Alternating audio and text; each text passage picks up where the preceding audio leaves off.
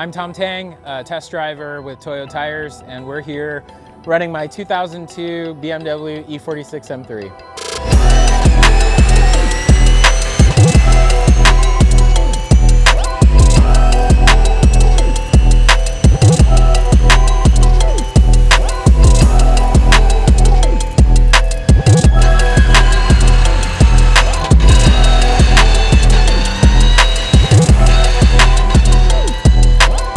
Tom, can you tell us a little bit more about what mods you need to do to take this guy up Pikes Peak? You need a lot of preparation to the vehicle to be able to tackle a race as extreme as the Pikes Peak hill climb. One of the things that we started with was really thinking about the overall aerodynamic as well as wheel and tire package. So we went ahead and installed a Flossman GTR CSL carbon wide body kit. So everything on the car is carbon fiber, from the fenders to the splitter to the bumper, the doors, right, the trunk, just about everything. And so that really serves two purposes. One is we wanted to fit the largest wheels and tires that we could possible, right? Pikes Peak has a lot of really high speed sections. We want as much mechanical grip as possible. We want to be able to put the power down, right? Exit those tight hairpins and those corners. And then the other reason that having a carbon wide body helps is that this setup generates a lot of downforce. So here at Sonoma in Northern California, we're creating tons of downforce as we're running the road course here. At Pikes Peak, with over 14,000 feet of elevation, the air will be thinner, which means the aerodynamic benefits will be less. So essentially the goal was, let's create something that makes almost too much downforce at sea level so that we have adequate downforce on the mountain. And so that's what you see here in terms of the overall body kit setup. And you mentioned earlier that you have a more aggressive front splitter setup, you said? Yeah, I do. So the splitter that's on the car here right now is our, I guess it's our low downforce splitter. And that's kind of funny because as you can see, this thing is pretty massive.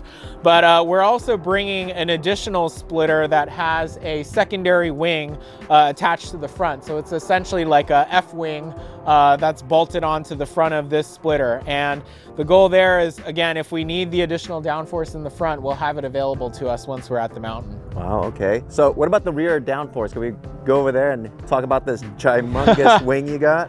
Yeah, let's take a look. So back here, there's a couple of things that are working together to create a lot of that rear downforce, if you will.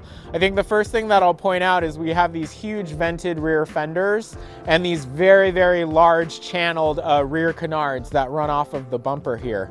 And they're designed to really do a few things. One is really to release the high pressure buildup, right, that exists in the wheel wells. And then the second is to direct the air in the sort of the direction or the angle that we want, right? So flowing under the canards creates more of that suction to the ground, or that downforce, if you will. You'll probably notice back here as well, we have a pretty large rear diffuser that runs, very low to the ground. It goes pretty far back into the bottom of the car where we have a relatively flat bottom. And again, this is designed to release the air in the correct direction and angle to generate that downforce. The thing that probably is the most striking, though, I've gotten some comments just today, is man, your rear wing is huge. And you're absolutely right. This is the APR GTC 2000 wing. It's the largest wing that APR makes. It's a dual element wing. And then we're running the higher downforce end plates. So that's why they're so massive. And in order to support a wing like this, you can't bolt it to the trunk like you would on a lot of normal track cars or race cars. The wing is actually fully chassis mounted through the carbon trunk down into the body of the vehicle, and it actually attaches to the frame rails in the back. Okay, cool. What about safety equipment inside? Yeah, great question. So this car has a FIA spec cage. It was built by Tolley Fabrication here in Northern California. Mike Tolley, who is a buddy of mine, he has 30 plus years of race car cage building experience. He's an amazing fabricator.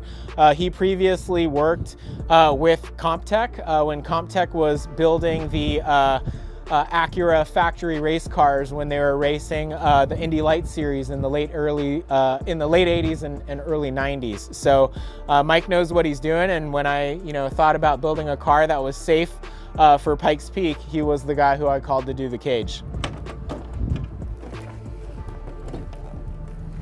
Quick latches? Yeah. Okay. So what do we got over here?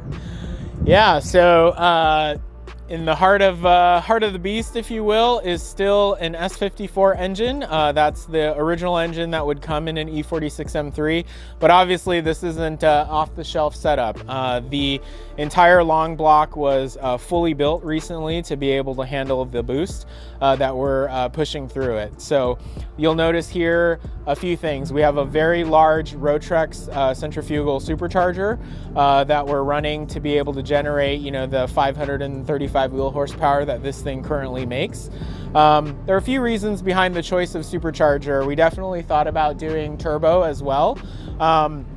As we talked about earlier, Pikes Peak is challenging because of the altitude, and the altitude creates lots of things. Obviously, thinner air means less downforce, but thinner air also means you are going to struggle to cool the car. So all of the fluids that run through the car will get hotter much faster, right, as you climb the mountain.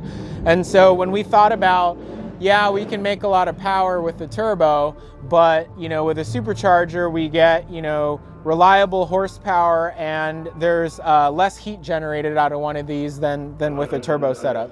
You'll notice something interesting. So we run JRZ 4-way motorsport dampers here on the car, but you may notice here that normally where you would find an adjuster for the dampers, there isn't one. There's a cable, and the reason for that is these are JRZ's newest proactive dampers. So this is an active suspension setup similar to what you would find on a Porsche GT3 or GT3 RS car.